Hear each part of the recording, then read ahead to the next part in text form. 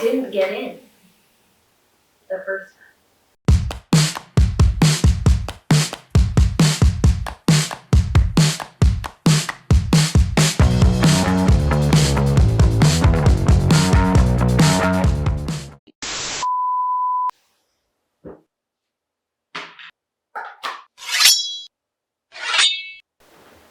I'm ready to go.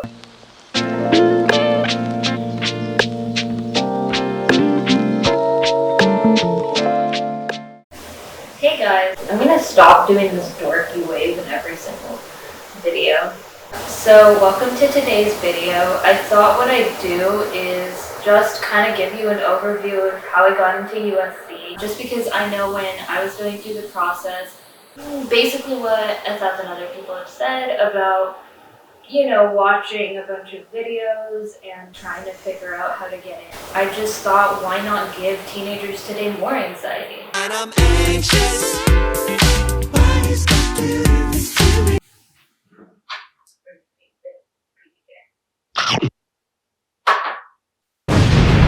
Cool guys don't look at explosions.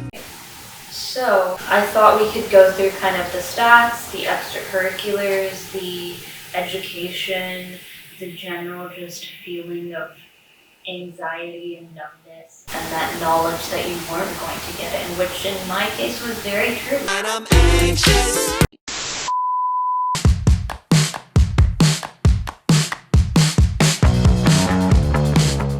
I realized that in my past two videos, I just kind of uploaded them blind and hoped for the best.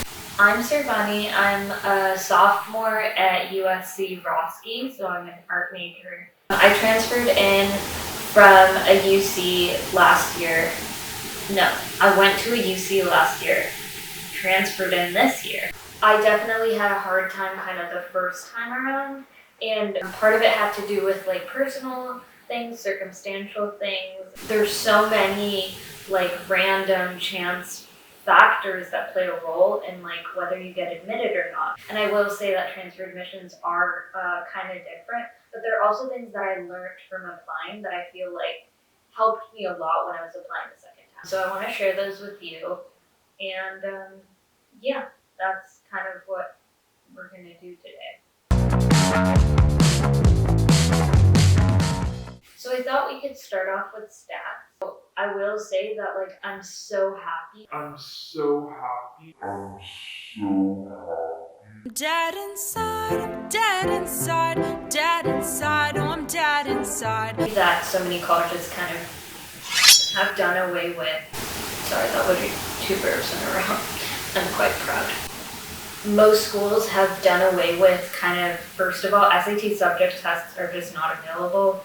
And then on top of that, I think the UC system has gotten rid of standardized testing in terms of ACT, SAT in general. So I think now more than ever, they're irrelevant, which is why I thought it was a good idea to include them in this video.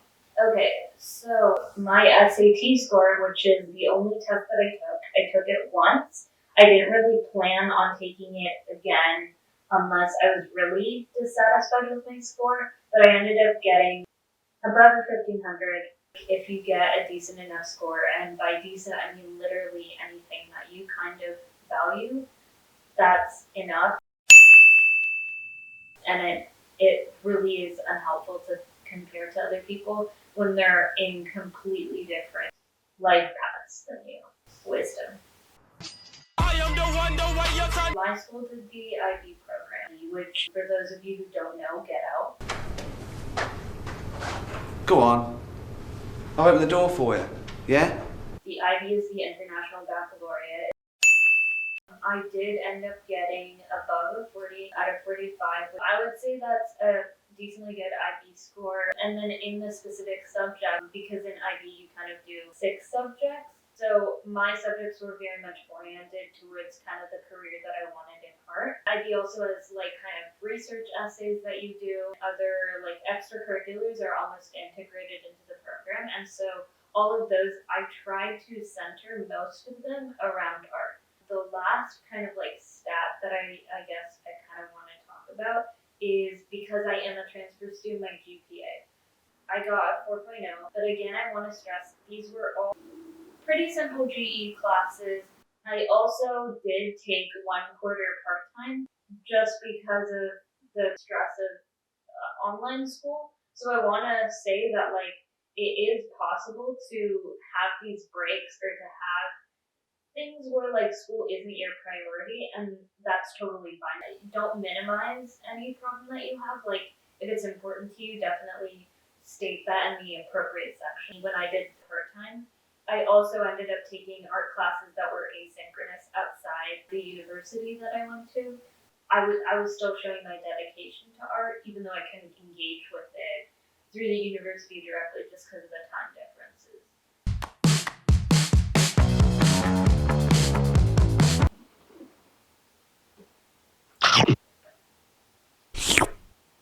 I don't know what this video is devolving into. What are you doing? What are you doing? No, what are you doing? What are you doing? And we're back in a more intimate setting. Now that we're in a cute top that I am crocheting myself, we are going to talk about extracurriculars now.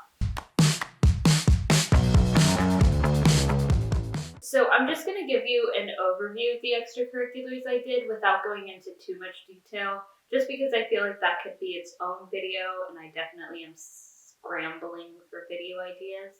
The first one was that I was on my school's track and field team all 4 years of high school. That was alone from my more academic pursuits. The next extracurricular that I was largely involved in was the Young Scientist Journal, which is a journal for 12 to 20-year-olds to publish academic content as well as articles. I was a senior math editor. If you're wondering, what does senior math editing have to do with being an art major? I have no idea. This clearly illustrates the issue that I had where I wasn't able to focus, especially extracurriculars, around the major that I was going in for. So while the extracurriculars had huge engagement, I tended to have leadership roles. They weren't necessarily related to the field that I wanted to enter in, which is the humongous gaping hole in my application, I would say. So to give you a few more examples, what if I did this 2 times speed to make it look like I did more than I actually did? Off the top of my head, I funded a project where we would educate middle school to high school kids about mental health in a series of workshops. I worked on our school's yearbook and logo designs for a couple of school endeavors. I did a couple of internships, one for an animation studio, another content writing company. I participated in a business startup competition and workshop series. I worked in a couple of committees/clubs that were literary and cultural in nature. I participated in several MUNs as a journalist and got a couple of awards for those MUNs. So again, what I want to establish is this is kind of all over the place, to the point where it's very confusing what my focus is.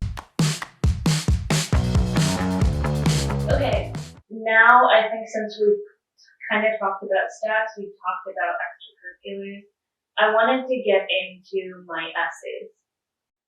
So, for my essays, the first time that I was applying, I had to write a bunch of essays for USC.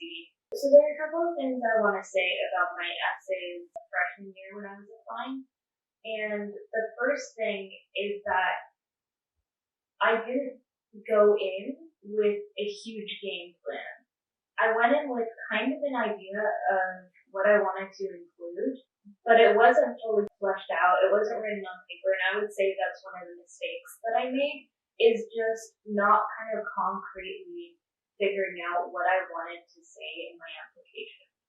That kind of snowballed into me having these points that I included. They immerse the reader in a story, and that was almost the main intent. I think you might already be able to see kind of the problem there, and I definitely don't think it was just the essays that somehow got me out. I think it was just my entire personality they were disgusted by. I'm dead inside. But I think the essays played a role in ineffectiveness, I would say, to some extent, of my entire application. So if I had clearly been able to articulate to myself what I wanted to do with the application, that would have really facilitated then a really good, thoroughly well-crafted application. So the second time around, what I tried to do is the backbone was never the narrative. The backbone was what I wanted to get across. I think what's been talked about so much today is kind of the idea of the spike. The spike is when you take an interest, sometimes I just say words one after another. I hope that makes sense. I'm not convinced I know how to read. I've just memorized a lot of words. A spike is showing your focused, developed interest in a particular area, and usually that area will be your major. The essays are kind of the most important part. If you don't critically consider your essays, well, oftentimes that means you didn't critically consider your entire application. You kind of get a sense of, well, who am I in terms of the specific area I'm applying to, but also as like a real fleshy person. The second time around, I had a backbone. I had a structure that I wanted to present to admissions officers. So I feel like giving the essays that weight that they deserve and using them as a way to think about your application as a whole is such a good and like effective strategy. They don't expect you to know where you're going because that would be stupid, and they're not stupid. I am the one, the way you're trying. They just want to see that you can pour effort and dedication into something and that you can produce results just out of hard, intelligent work. And that's why you can change fields and still be successful, because all it shows is that you have the capacity to apply yourself to something.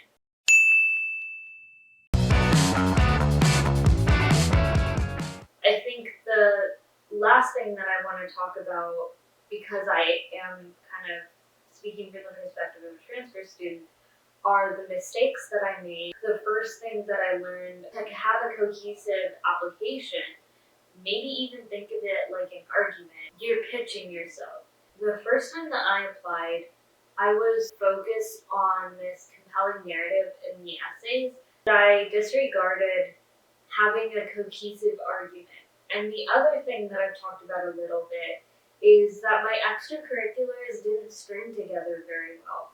With your extracurriculars, try to see if there are ways that you can talk about their relation to this spike. For me, it had kind of a three-pronged approach.